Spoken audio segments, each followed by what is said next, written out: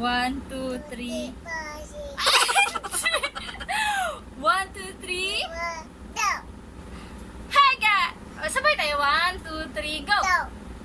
Hi guys!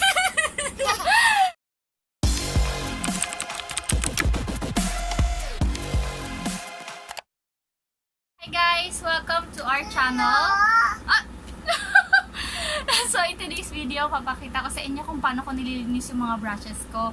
So, ang ginagamit kong panglinis sa brushes ko ay hindi dishwashing liquid or baby shampoo kasi nga masyado siyang matagal banlawan kasi maraming bula kumpara dun sa ginagamit ko ngayon.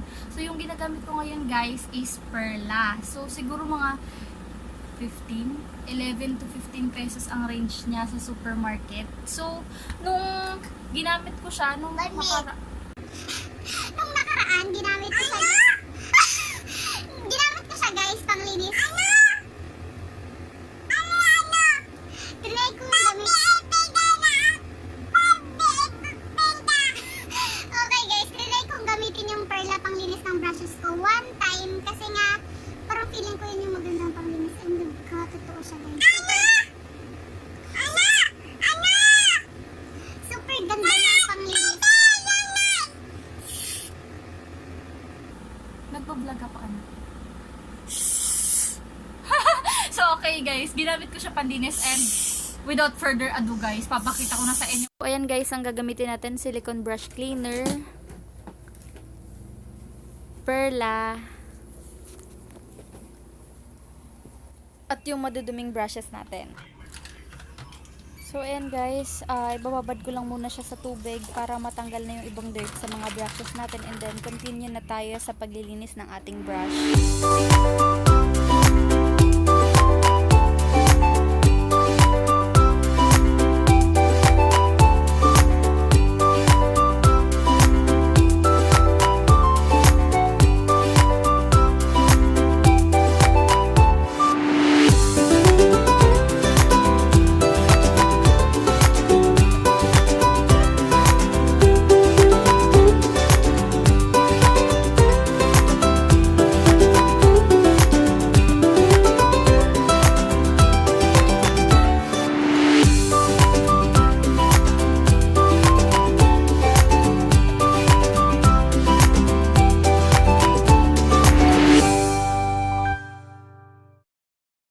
Fresh and clean na ang ating mga makeup brushes, pwede na natin siyang i-blower or i-hang.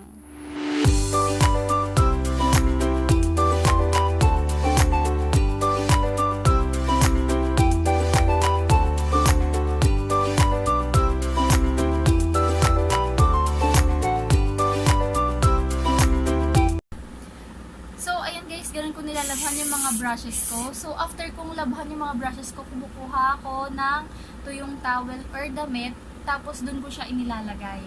After nun, binoblower ko siya, or minsan hinahang ko siya. Mas madalas hinahang ko siya kasi nga, lalo nung summer, sobrang bilis niya lang matuyo. Kahit na nakahang lang. So, kapag ganun, mga rush na makeup ko, kunyari kinamagahan, nag-makeup ako, gabi, lalabhan ko yung brushes ko, and then, iboblower ko na siya para mas mabilis siyang matuyo. Kasi baka hindi siya matuyo ko na umagahan kung ihahang ko nga lang naman siya. So, yun guys, after ko siyang mahang, i-sprayan ko lang siya ng alcohol. 70% ay soft profil alcohol. So, alcohol lang guys, para ma-disinfect siya. Kasi kapag hinahang mo siya guys, ang tendency kasi nun yung mga alikabok napupunta talaga sa mga brushes natin. So yun guys, sana may natutunan kayo, and try nyo po yung Perla na panlinis sa mga makeup brushes nyo. Sabihin nyo naman po, i-share nyo po sa akin sa comment section below. And kung gusto kayo ipagawa sa amin ni Baby Johan, just let us know. And awangan nyo po yung ibang mga videos na gagawin ko. More on makeup tutorials and mga DIYs po yung gagawin natin dito sa channel na to. And sana mag-subscribe po kayo sa aming channel. Bye! Bye! Ingat!